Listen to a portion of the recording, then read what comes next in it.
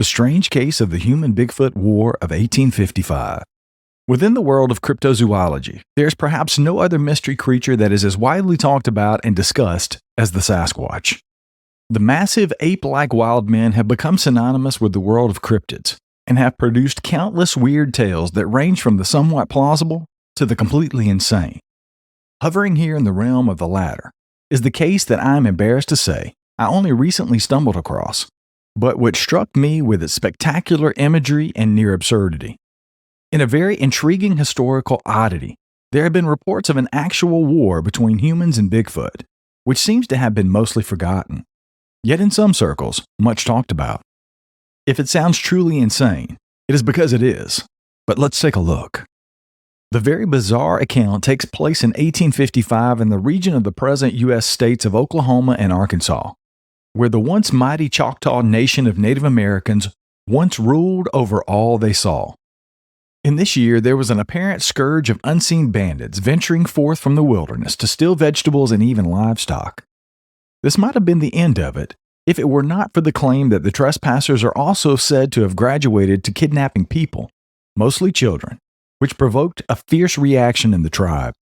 A search party was allegedly formed composed of a group of uncommonly large cavalry warriors called the Light Horsemen, the largest of whom was the towering Hamas Tubby and his 6 sons, who were widely reported as standing around 7 feet or more in height. These real giants, along with a contingent of 30 other very large and fierce horseback riding warriors, headed out led by a part French, part Choctaw general by the name of Joshua Lafleur, and their mission was to find these culprits and put an end to their reign. As they headed out into the wilderness in the early morning hours, from the tribal capital in Tusculoma, fully armed with high-powered rifles and pistols, and thirsty for vengeance, these menacing, proud warriors no doubt thought that it would be a simple matter of routing some ragtag group of bandits. Yet, they were in for quite a bizarre surprise, to say the least. The group of warriors penetrated deep into the region now known as the McCurtain County Wilderness Area, of present-day Oklahoma. And after about 8 hours of riding nonstop through the blazing June sun, they stopped at a spot near the Clover River to rest and eat, before remounting and continuing on the last leg of their journey. It was nearly 14 hours of almost non-stop riding when the men reached the area where the bandits were said to be most active, and it was here that Lafleur suddenly gave the order to halt, as if he had seen something that had caught his attention. Using a crude telescope, Lafleur peered off into the distance as the men rumbled amongst themselves and the horses huffed and chuffed.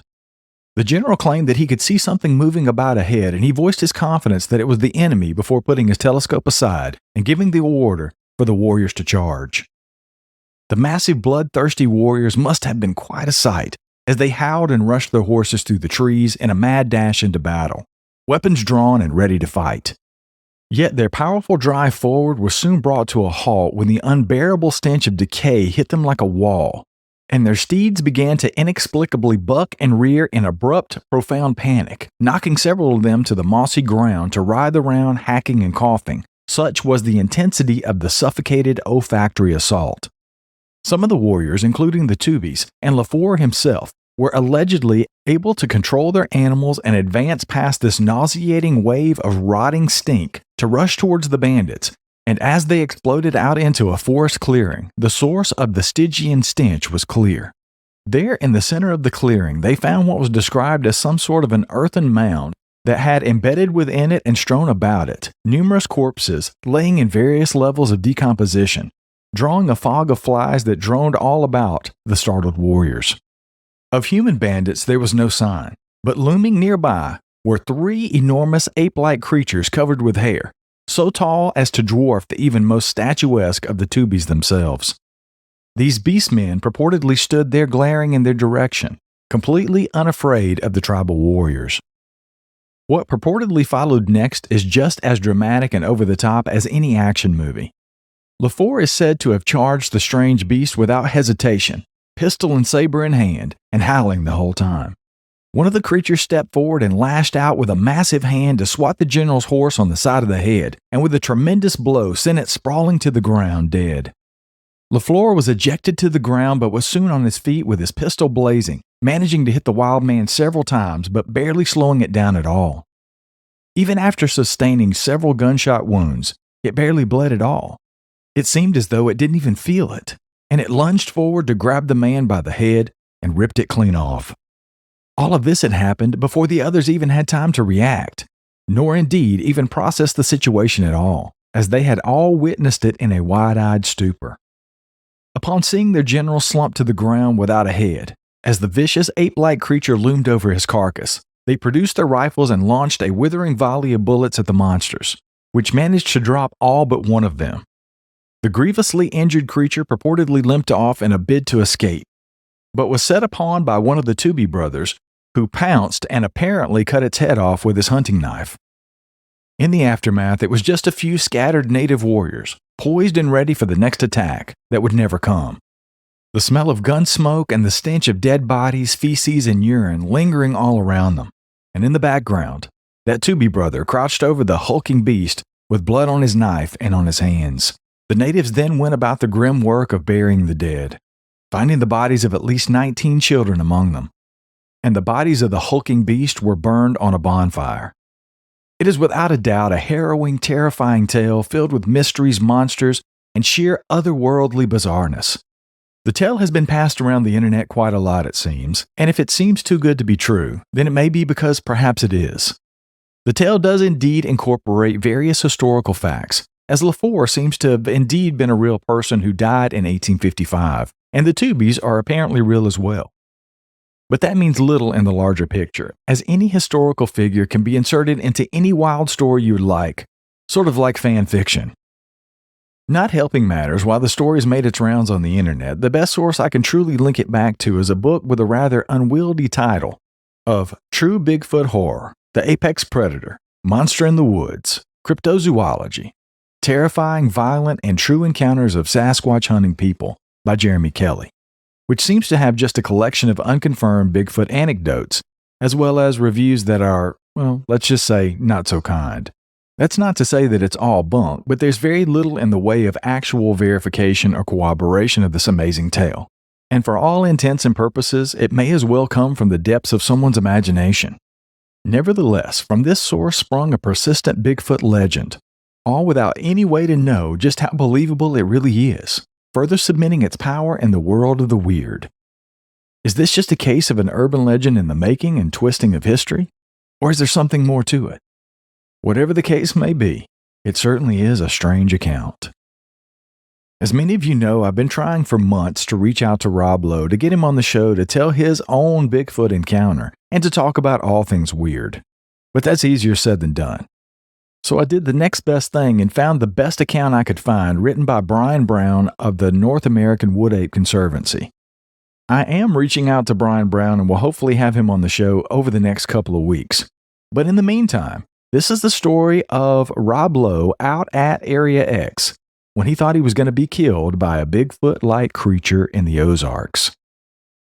While filming for his new A&E docuseries with his sons, Rob Lowe said he feared death in an experience with a Bigfoot-like creature in the Ozark Mountains. Lowe told Entertainment Weekly that he and his two sons were lying on the ground, thinking they were about to be killed while camping, looking for a creature locals refer to as the wood ape. The actor tells Entertainment Weekly that he knows his story from the Ozarks between Arkansas, Missouri, and Oklahoma will make him sound like a crazy Hollywood kook. Lowe and his sons, Matthew and John Owen, were filming for their upcoming new show, The Lowe Files, in which the trio investigate mysterious things from across the United States. We were 100 miles from the nearest town, Lowe teases EW. We spent 45 minutes on the most rugged, brutal mountain trails. It's first thing in the morning. There were a lot of serious former military men with loaded weapons.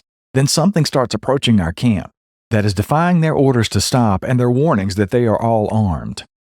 The Wood Ape episode would eventually become the hour-long season finale of Season 1 of The Lowe Files. Brown goes on to write, I honestly didn't think anything would happen. The premise wasn't one that I had predicted would be very conducive to encouraging apey behavior. Dragging a large Hollywood TV production crew way out into the bush for a few hours one night, their vehicles and gear, and one of television's most recognizable stars with his two young adult sons. I had seen enough episodes of Finding Bigfoot to know nothing was far more likely than something. But what the heck, I figured. Time spent in the woods is never wasted, and it might be fun seeing how the sausage gets made in reality TV. But something did happen. A couple of somethings, in fact. But they didn't happen exactly the way they looked on the show. So this is my personal remembrance of the behind-the-scenes adventure that was episode 8 of the Lowe Files, The Wood Apes. Let's back up. TV production companies have reached out to the North American Wood Ape Conservancy many times in the past, asking us to be a part of their shows. We invariably say no. Sometimes they ask more than once, but no remains our answer. In fact, when the Lowe Files folks originally contacted us, they got our standard answer. They got it the second and third time they asked too. That was before they revealed the real premise behind the show and that our scientific approach is what drew them to us and that Rob Lowe was attached. Rob has had a lifelong interest in the subject of what we call wood apes, we discovered, and has discussed it publicly on several occasions. After they made many assurances that we would be portrayed as we are, serious and dedicated, and not in whatever way made for the most entertaining hour of television, and agreeing to make a modest donation to our organization, we eventually relented. Nobody seen on screen from the NAWAC was compensated in any way. The first time we've done that for an active TV production in a decade. We met them in the Choctaw Mountains in southeast Oklahoma, not the Ozarks as the show indicated. The Ozarks and the Choctaws are adjacent, yet distinct ranges.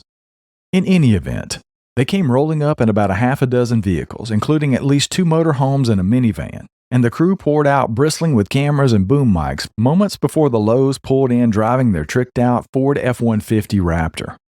A serious case of truck lust ensued, but I endeavored to maintain my professional demeanor. And then we just jumped right in. No preamble, no introduction. The meeting you see on the show is the first time we walked up to any of them directly. We barely had time to say boo to the crew who had just landed in force. To me, it seemed somewhat awkward as we hadn't really practiced anything or discussed what to say. It was at this point I noticed the first adventures in creative editing problem. In real life, I related at least 2 separate events, including encounters I've had with wood apes, but on the show, they compressed them into one in such a way that made no literal sense. My initial impression of the Lowes was that they were genuinely interested in hearing what we had experienced and the subject matter in general. They were obviously very close and enjoying one another's company. Rob in particular seemed quite engaged and animated as we related various events and suppositions we had developed over years. And then, just like that, the entire bizarre convoy was driving into the woods. At one point, we passed a family on ATVs driving in the opposite direction of the forest road. Can't imagine what they thought they were seeing. Certainly a forest like none other they had encountered on that road before. We had to stop a short way in because none of the serious off-road vehicles could get to the campsite we called Tosh Station. The road was just too precarious. Rocky and narrow, our people regularly deal with damage done by it to their vehicles. No way the crew was getting in driving their minivans and campers. We deposited the bulk of them at a nice wide clearing by the side of the road and went in the rest of the way with a skeleton crew that seemed to number a dozen people, not counting the Lowes themselves. Everyone piled in the backs of pickup trucks or stuffed into their cabs. Except for the Lowes. My friend Brandon Lentz was chosen to ride with them in the truck that caused lust in my heart, and I'll probably always hold that against him. Along the way, we found what might have been a nut crushing station. We found these from time to time in the mountains around there. This one didn't have any nut remains on it, but did have flakes struck from the hammer stone still on the anvil stone. Intriguing, but inconclusive. We pressed on. We encountered a mature tree down on the trail, resulting in some muscular demonstrations of the abilities of the Ford pickup platform. When we couldn't move it and we realized we didn't have any way of cutting it, the truck simply drove right over it. A time where significant ground clearance came in very handy. In lesser vehicles, the show would have ended right there. I'm sure the Ford people would have liked to have seen their product placement dollars hard at work in that situation. We arrived at the campsite and in order to take advantage of the remaining daylight, immediately broke into 2 groups, as shown in the episode. We each went separate directions on a loop trail and we met up halfway through. The on-screen text said we were 4 miles from the campsite at one point, but in reality it couldn't have been more than a quarter a mile at its furthest. And this led to the real adventures in editing crime. The one time I sat up and yelled at my TV. Here's what happened. Rob, Brandon, and I were walking along, scrambling over down trees and discussing various aspects of our research. At a certain point, I realized I had no idea where we were. Tosh Station was not our regular research location, and was used for the show primarily because it was the least arduous drive with the most seclusion. I had never been back there before, and have not been back since, so in retrospect, I was probably not the guy that should have been leading one of the two groups. I knew we were getting close to camp, but didn't know exactly where it was. I radioed to them to make noise, and that's when you see on the show Daryl Collier fire his weapon into the mountainside, causing something to bolt and run up its slope. The reason Daryl fired is not explained in the show, and it makes it appear rather random, which is problematic. But that's not my real issue. Still getting to that. But first, an aside. I'm very comfortable hearing my own voice. Unlike most people, I like how I sound. But seeing myself on TV, that was new. And I'm not sure how well I like that, especially when on screen with this freakish genetic specimen that is Rob Lowe. He makes everyone look at least 25% older and fatter. Yeah. Anyway, not long after Daryl fired his weapon, we were back on track. Then the three of us heard a perfect, clear whoop from behind us, not too far away. Then we heard another whoop, perhaps a response, from the opposite direction across the creek. The first whoop was the best one I've ever heard in those mountains. Both were recorded on camera, pretty clearly, though they're barely heard on the show. They were so perfect, my initial impressions was that we were being fooled by Rob's sons or the production crew back at camp. And then, when we were moving to investigate, we bumped into our friend Mike Mays, coming from camp to find us.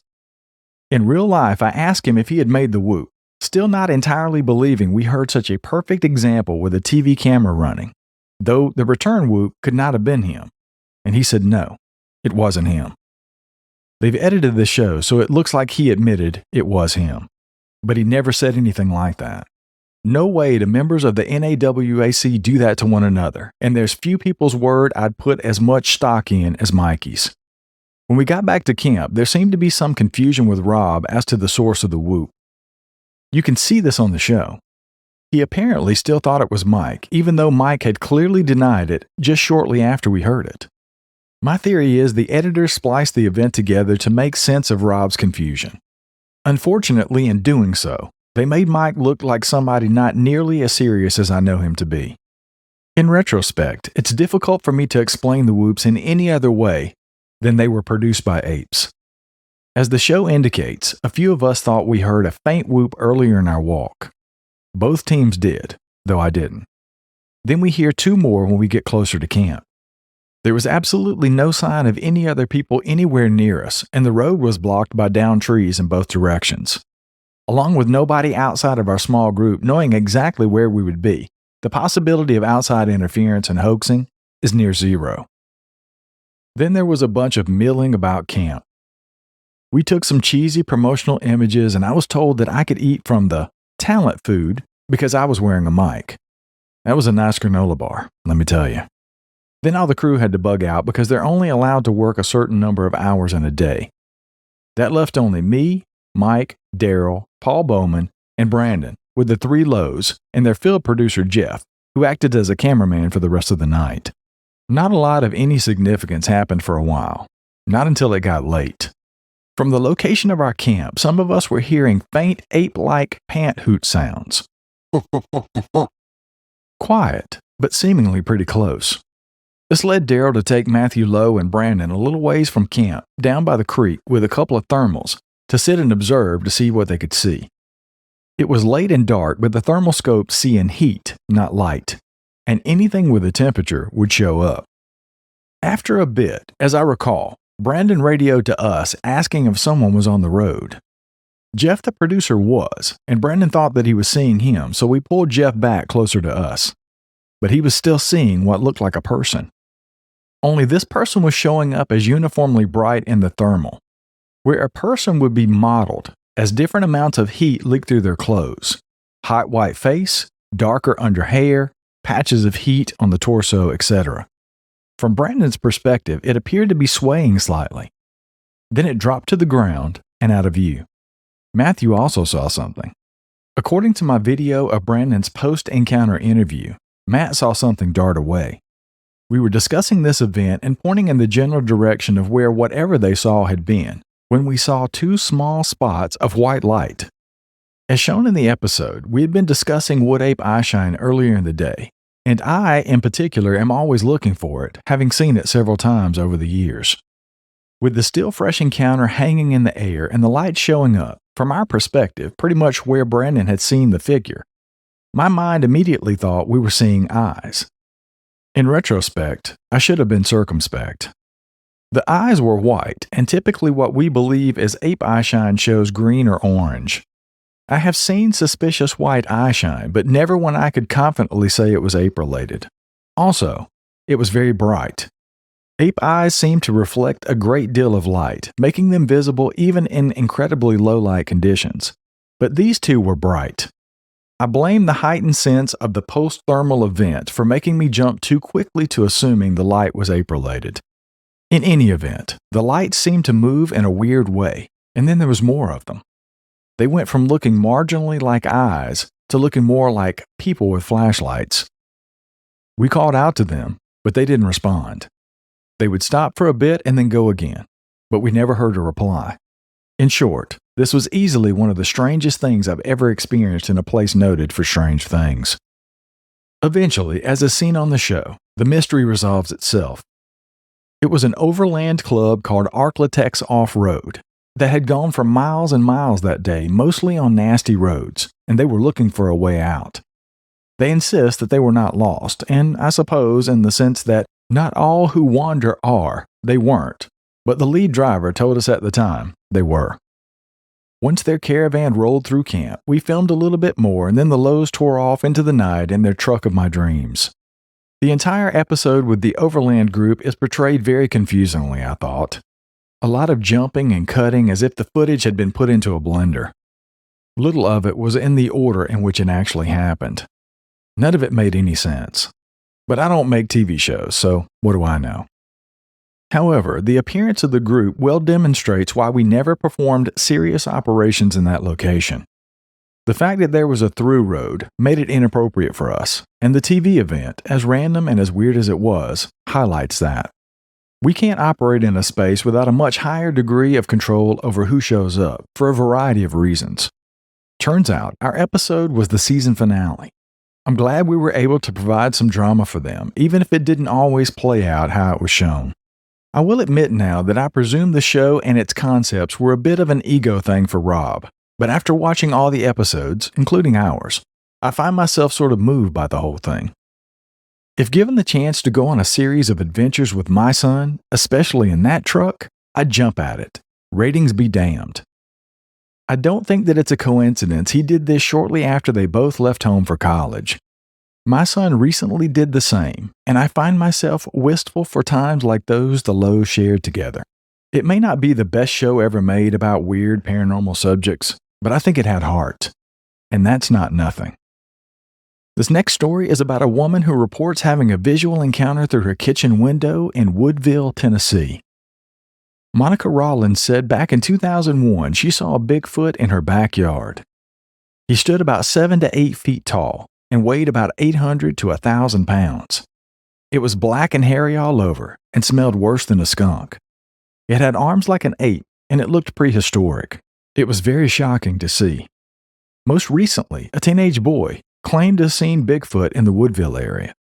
My son has told me recently that one night something that stunk came close to the house by the bedroom where he was sleeping.